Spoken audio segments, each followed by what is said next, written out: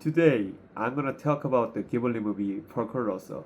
Actually, I'm not entirely familiar with the historical background, but it's about a main character who is disgusted by fascism after the war, so he ends up living as bounty hunter, almost like an anarchist. Fascism, in simple terms, is putting the state before the individual to a point of sheer madness. While watching, I kept wondering why the protagonist had the face of a pig. I could think of two reasons.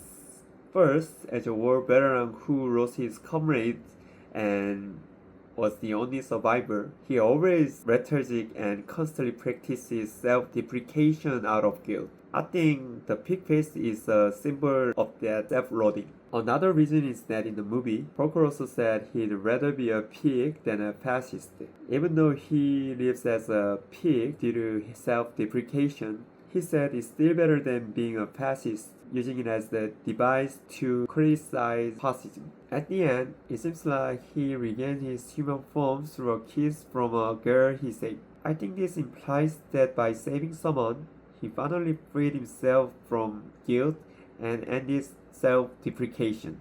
Anyway, that was my review of Porco Rosso. Since the main character, who resembles me, is so charming, I highly recommend watching it. That's it for today's English speaking study. Peace out.